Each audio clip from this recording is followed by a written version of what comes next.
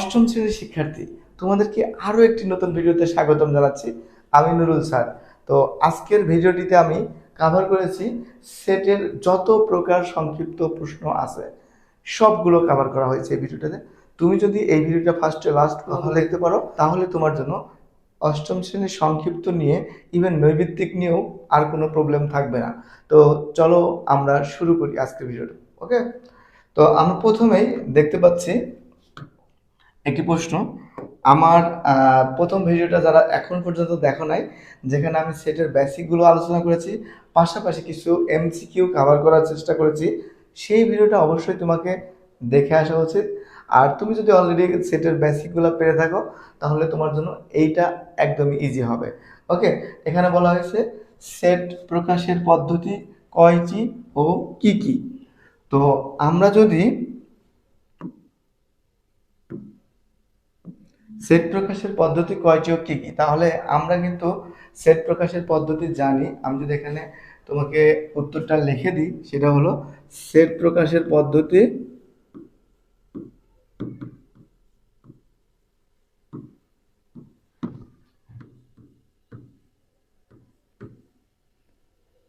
দুইটি, যথা এক হলো সেট গঠন পদ্ধতি, দুই হলো সেট তালিকা পদ্ধতি। ওকে, তো এটা হলো আমাদের প্রথম স্লাইড। আমি যদি দ্বিতীয় স্লাইডে যাই, তো তুমি দেখতে পাচ্ছ এখানে বলা হয়েছে 24 এর গুণনীয়ক সমূহের একটা সেট নির্ণয় করো। তো 24-এর গুণনীয়ক বের করতে হয় কিভাবে, এইটা আমরা চলো একটু দেখে নিই। ঠিক আছে, তো আমরা লিখব 24 এর গুণনীয়ক সেট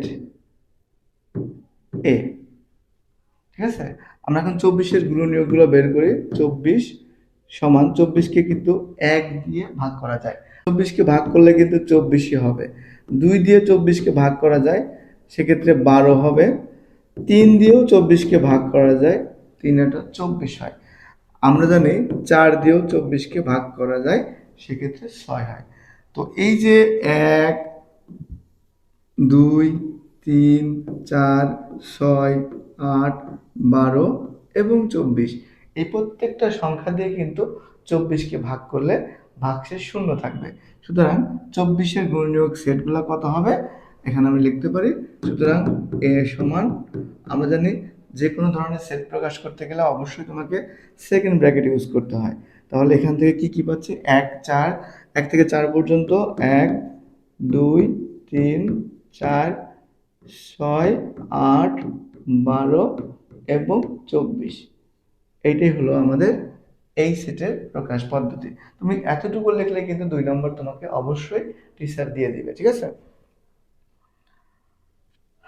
এরপরের স্লাইডে যদি আমি যাই, এখানে বলা হয়েছে যে এক্স একটি সেটের উপাদান, যে সেটের উপাদানগুলোর শর্ত হচ্ছে পূর্ণ সংখ্যা হবে এবং সেই এক্স এর যদি বর্গ করো তাহলে 15-এর চেয়ে ছোট হতে হবে। দেখো, আমরা পূর্ণ সংখ্যার সেটটিকে চিনি যে মাইনাসের অসীম থেকে শুরু করে 0 এবং প্লাসের অসীম পর্যন্ত সকল সংখ্যাকে কিন্তু পূর্ণ সংখ্যা বলে। আমি যদি পূর্ণ সংখ্যার সেটটাকে একটু লেখার চেষ্টা করি, জেড দিয়ে পূর্ণ সংখ্যাকে প্রকাশ করা হয় মাইনাসের অসীম থেকে প্লাসের অসীম, 0 এবং এই যে এই সংখ্যাগুলো সবগুলোকে আমরা কিন্তু পূর্ণ সংখ্যা বলে থাকি। তো এগুলো যদি পূর্ণ সংখ্যা হয় তাহলে এই সংখ্যাগুলোর মধ্যে সেই সংখ্যাগুলো তুমি নিতে পারবে যেগুলো বর্গ করলে 15-এর চেয়ে ছোট হতে পারে। তো আমি যদি এখানে লিখি যে এক্স সমান, যদি আমি 0 ধরি, 0 হলে এক্স এর স্কোয়ার মানে 0-এর স্কোয়ার সমান কিন্তু 0 হবে, যেটা 15-এর চেয়ে অবশ্যই ছোট। তাহলে এইটা একটা শর্ত ফিল আপ করছে। এরপর যদি আমি লিখি এক্স সমান ওয়ান। এক্স সমান ওয়ান হলে কি হবে? এক্স এর স্কোয়ার মানে ওয়ানের স্কোয়ার মানে ওয়ান, এটাও কিন্তু 15-এর চেয়ে ছোট। এক্স সমান যদি আমি মাইনাস ওয়ান ধরি, তাহলে এক্স এর স্কোয়ার মাইনাস ওয়ানের স্কোয়ার প্লাস ওয়ান হবে। মাইনাস ওয়ানের স্কোয়ার প্লাস ওয়ান হয় কারণ মাইনাসকে স্কোয়ার করা মানে মাইনাসকে মাইনাস দিয়ে গুণন, আর আমরা জানি মাইনাসকে মাইনাস দিয়ে গুণন করলে প্লাস হয়, তাই না? তাহলে প্লাস ওয়ান হবে, এটাও কিন্তু 15-এর চেয়ে ছোট। এবং আমি যদি এখানে লেখার চেষ্টা করি, এখানে টু লিখি, টু হলে কি হবে? এক্স এর স্কোয়ার সমান টু এর স্কোয়ার সমান ফোর, যেটা 15-এর চেয়ে ছোট। আবার এক্স সমান যদি মাইনাস টু লিখি, তাহলে এক্স এর স্কোয়ার সমান মাইনাস টু এর স্কোয়ার মানে ফোর, এটাও কিন্তু 15-এর চেয়ে ছোট। তো আমরা কিন্তু একটু উপরে এখন এক্স সমান মাইনাস থ্রি বা থ্রি লিখি, তাহলে এক্স এর স্কোয়ার মানে থ্রির স্কোয়ার নাইন, যেটা অবশ্যই 15-এর চেয়ে ছোট। এক্স সমান যদি আমরা, সরি এখানে স্কোয়ারটা হবে না, এক্স সমান যদি আমরা মাইনাস থ্রি লিখি, তাহলে এক্স এর স্কোয়ার মানে মাইনাস থ্রির স্কোয়ারও কিন্তু নাইন হবে, তাহলে এটাও 15-এর চেয়ে ছোট। আমি এক্স সমান যদি ফোর লিখি, তাহলে এক্স স্কোয়ার মানে ফোরের স্কোয়ার মানে 16।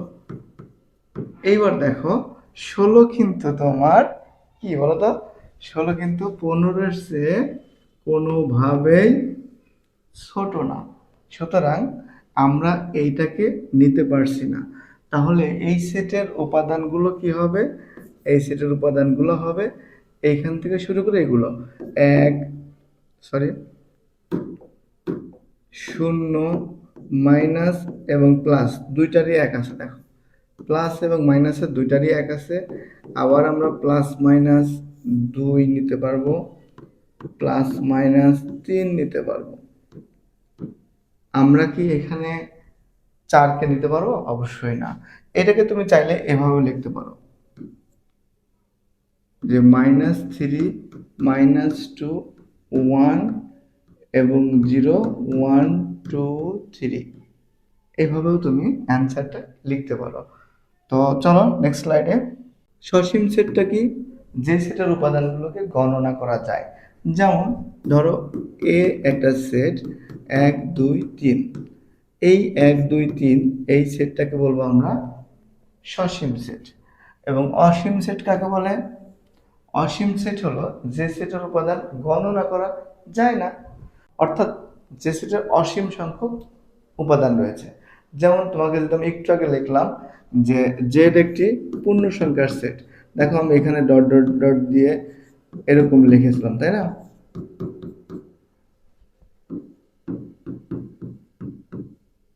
আবার ডট ডট, এই ডট ডট দিয়ে বোঝানো হচ্ছে এখানে আনলিমিটেড সংখ্যক কি আছে? উপাদান আছে। সুতরাং এইটা একটা অসীম সেট, এটা একটা সসীম সেট। আশা করি বুঝতে পেরেছ। এরপরে বলা হয়েছে ইউ একটি সেট, পি আরও একটি সেট, কিউ আর একটি সেট, এদেরকে ভেনচিত্রে প্রকাশ করো। তো ভেনচিত্র কিন্তু আমি দেখাইছি, সেটা ভেনচিত্র কেমন হয়?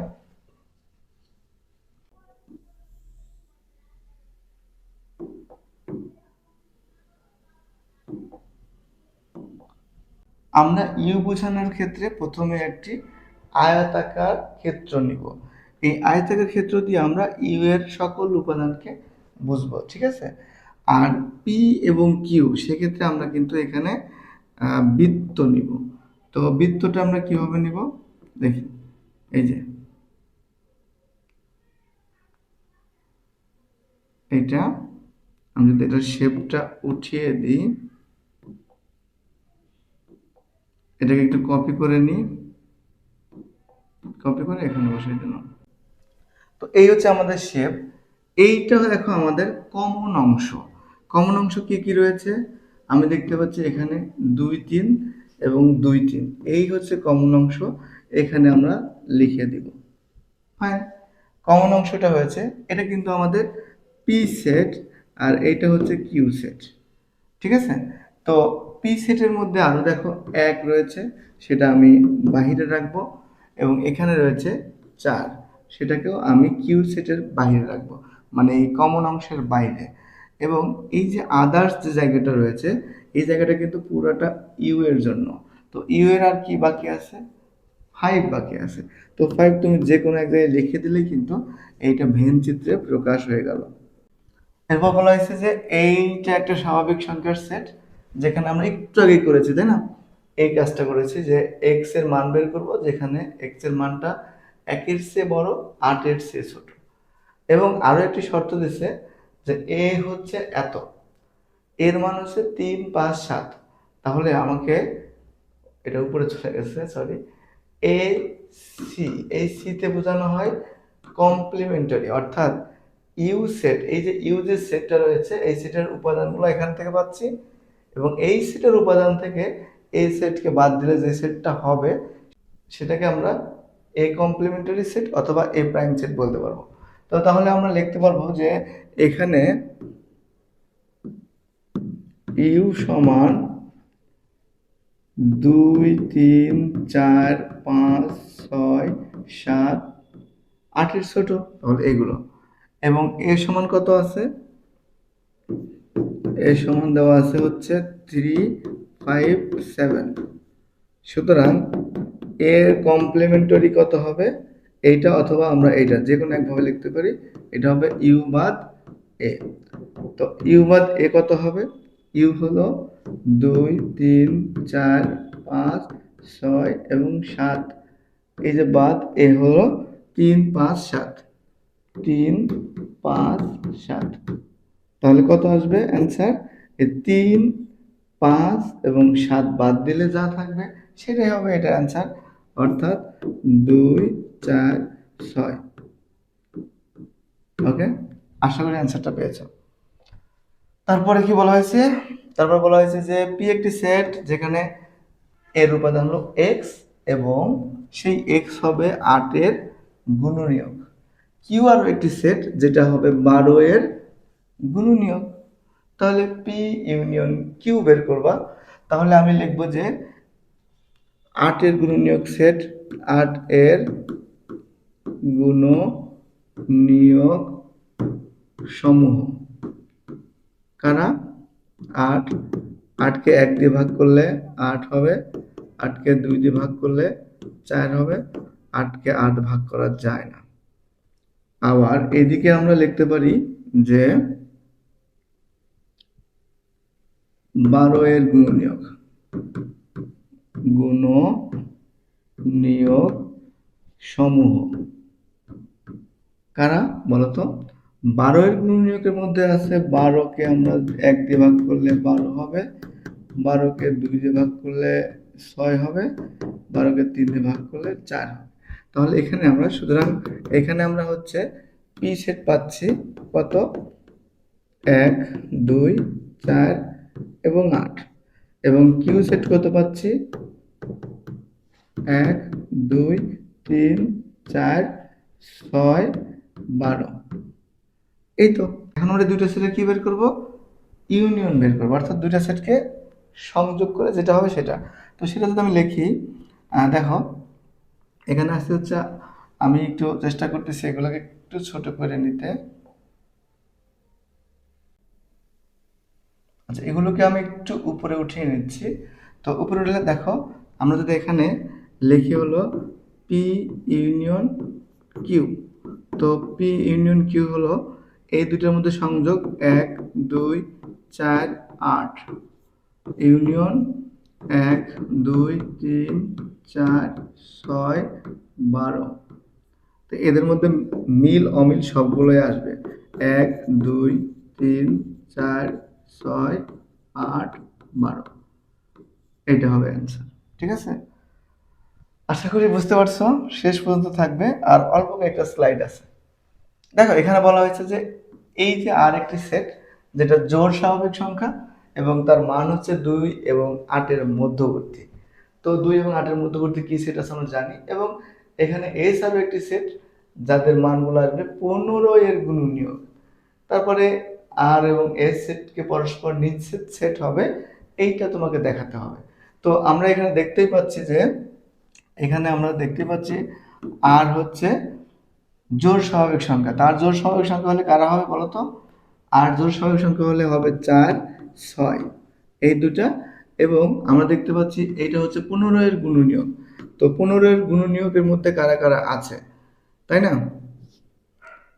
15 এর গুণনীয়কের মধ্যে আছে 1, আমরা তো জানি, এটা আমি শর্টকাট করতেছি, 3, 5 এবং 15। তো এই সেটটা হচ্ছে আর এবং এস এর উপাদান।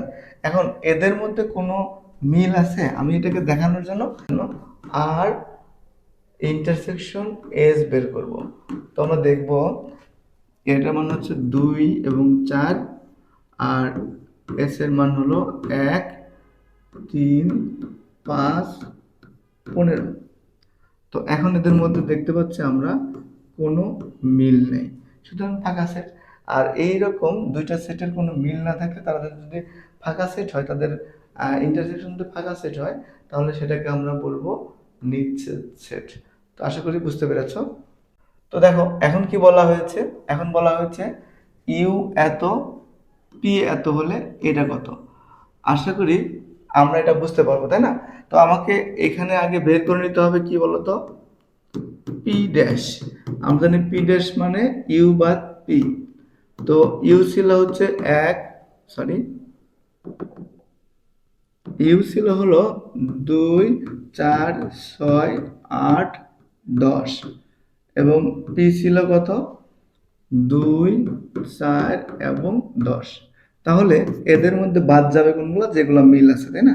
তাহলে এখানে থাকবে হচ্ছে 6 এবং 8, এখানে থাকবে হচ্ছে 6 এবং 8। তো এটা বের করলাম। এখন আমাকে বের করতে হবে কোনটুকু, এখন পর্যন্ত পি তো দেওয়াই আছে। এখন যদি আমরা অ্যাডজাস্ট করি তাহলে দেখবো যে আগের সেটটাই হবে। সুতরাং পি ইউনিয়ন পি ড্যাশ।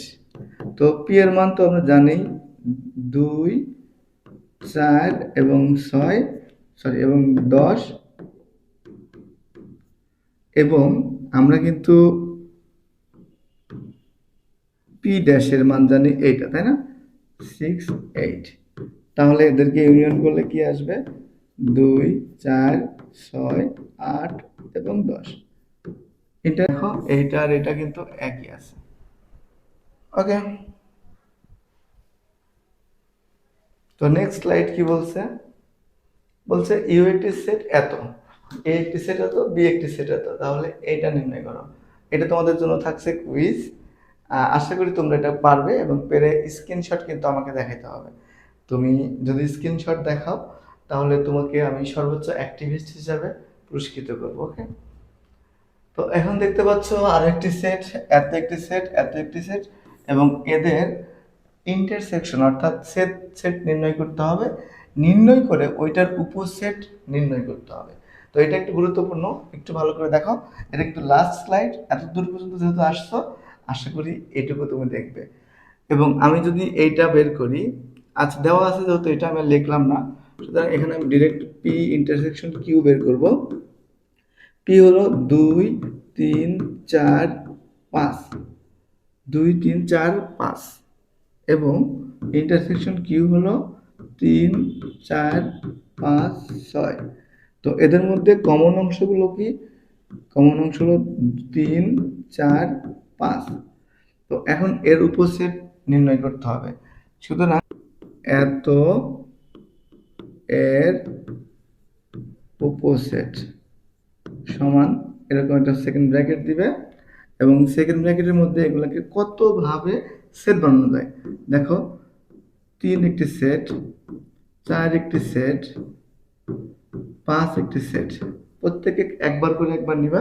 এরপরে 3 এবং 5কে নিবা একসাথে, 3 এবং 4কে, এরপরে 3 এবং 5কে, 3, 5, এরপরে 4 এবং 5কে, 4, 5, এরপরে তুমি নিবা তিনটাকে একসাথে, তাহলে 3, 4, 5, তারপরে একটা ফাঁকা সেট। তো দেখো এখানে এই যতগুলো সেট হলো প্রত্যেকেই হলো পি ইন্টারসেকশন কিউ এর উপসেট। তো যদি ভিডিওটা বুঝতে অসুবিধা হয় অবশ্যই আমাকে কমেন্ট করে জানাবে। নেক্সট ভিডিও পাওয়া পর্যন্ত সবাই অপেক্ষায় থাকবে, ভালো থাকবে, সুস্থ থাকবে। আল্লাহ হাফেজ, আসসালামু আলাইকুম।